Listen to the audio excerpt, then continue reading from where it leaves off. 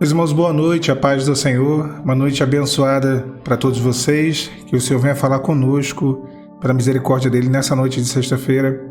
Eu peço que você curta esse vídeo, se inscreva no canal, e se você quiser saber mais sobre o projeto de aconselhamento, que tem sido uma grande bênção, é só você enviar um e-mail para o e-mail que está lá no comentário fixado, e eu vou te responder com mais informações e detalhes de como funciona esse projeto.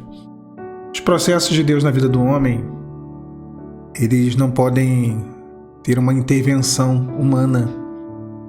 Como assim, Alan? Nós não podemos ajudar ao Senhor, nós não podemos tentar, colocar as nossas mãos e, de alguma forma ou de outra, intervir naquilo que é um tratamento de Deus.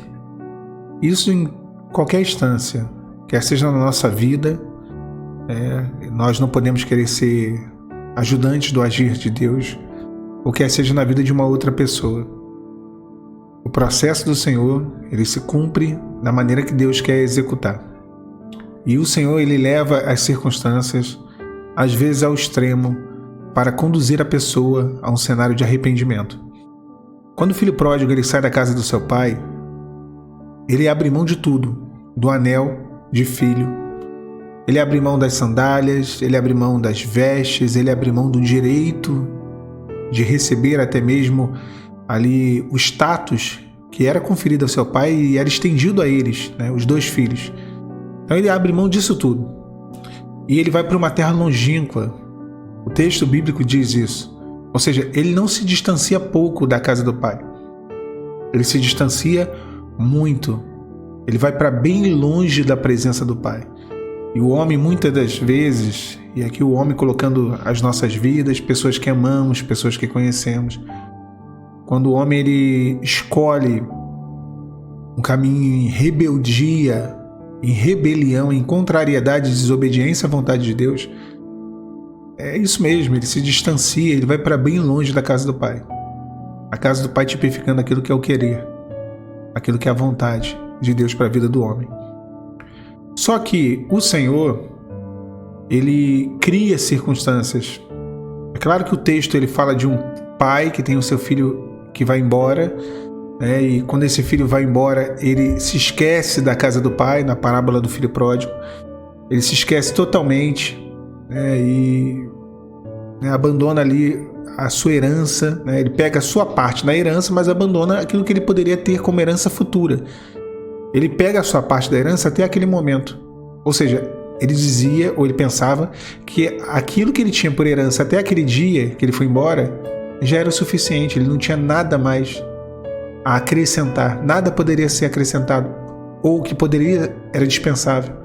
É quando o homem chega num momento em que ele acha que já sabe de tudo, que ele já viveu tudo, que tudo que ele podia aprender de Deus ele já aprendeu, e ele considera irrelevante continuar na presença do Pai. Então ele tem o Pai como morto. E ele vai embora, porque para pedir a herança, só a herança é quando o dono da herança, o dono dos bens, ele morre. Ele deixa a herança. Então aquele filho teve o pai como morto. Ele vai embora. E tipifica um homem que num caminho de rebelião se distancia de Deus achando que já tem o suficiente.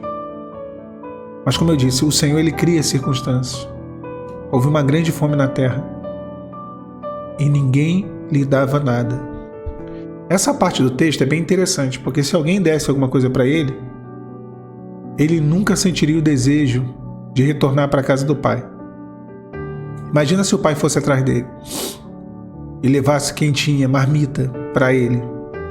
Todas as vezes que ele tivesse em apuro, deixasse para ele uma marmita e algumas moedas para ele se manter onde ele estava. O pai estaria intervindo no processo que ele teria que viver para que houvesse um dia o arrependimento. Então, o agir de Deus, ele às vezes é muito duro. Às vezes o Senhor permite com que o homem ele viva uma situação deplorável mesmo. Às vezes o Senhor permite que o homem viva aquilo que está ali dentro do coração da pessoa, de não querer mais uma família, de não querer mais estar na presença de Deus, de não querer mais ter contato com o Pai, pedir a sua parte da herança e ir embora. Mas o problema todo é quando nós tentamos intervir nesse processo. Quando nós queremos, sabe, e aqui eu estou falando para um grupo de pessoas, talvez alguém que esteja ouvindo essa mensagem, alguém que está aceitando migalhas, alguém que vai atrás, alguém que corre atrás de informações, alguém que se humilha até mesmo, faz de tudo para estar ali disponível. Eu sempre digo isso, e até falo muito isso também no aconselhamento com os irmãos. A gente não pode ter na nossa testa uma placa escrita disponibilidade. Tem que ter uma placa escrita indisponibilidade. Você tem que sumir do radar em alguns momentos. Porque algumas pessoas que nós amamos e desejamos o bem delas, às vezes não é o momento de ajudá-las. Às vezes não é o momento de estender a mão para elas. Às vezes não é o momento nem sequer de se aproximar. Porque elas estão debaixo de um tratamento. Então, o pai do filho pródigo, ele deixou aqueles jovens viver uma experiência. Ele não trancou os portões. Ele não deixou o portão fechado. Se um dia o filho voltasse, as portas estariam abertas. Ele o receberia como o recebeu. Não só o receberia, como ele já tinha planejado tudo para recepcionar o seu filho. Quando seu filho volta, ele lhe dá roupas, ele faz para ele um banquete, um guisado. Ele já tinha planejado. Ele estava disposto a aceitar de volta o seu filho. Porém, ele não foi atrás. Ele não foi atrás. Eu ouvi isso uma vez, né, na internet e achei bem interessante, né? Uma mensagem, não sei de quem, falando que há uma diferença entre a ovelha perdida e o filho pródigo. Que a ovelha perdida, ela involuntariamente se distanciou da presença do pastor. Não foi uma decisão, foi um descuido. Ela se perdeu e ela não encontrava o caminho. E por isso o pastor deixou as 99 e foi atrás dela. Já o filho pródigo não. O filho pródigo, ele tomou uma decisão consciente. Ele não se perdeu, não foi um descuido. Ele se perdeu primeiro dentro de si mesmo. Depois ele escolheu abandonar a casa do pai. E o pai não foi atrás dele. A ovelha perdida, o pastor foi atrás. O filho pródigo, ele que se arrependeu para voltar. Porque ele que escolheu. Ele que decidiu. Tem gente na tua vida que Deus vai agir sobre essa pessoa. Tem gente na sua vida que o Senhor vai criar circunstâncias e situações e ela vai tentar recorrer e não vai encontrar nada, porque ninguém lhe dava nada. E quando essa pessoa vê que ela não vai encontrar mais solução, que ela vai se ver num beco, numa rua sem saída, sem possibilidade alguma, ela vai voltar para o centro da vontade de Deus para ela. Deus manda te dizer isso, aquieta o teu coração, prepara o banquete, aguarda com as portas abertas, mas não corre atrás, não mostre disponibilidade, não migale.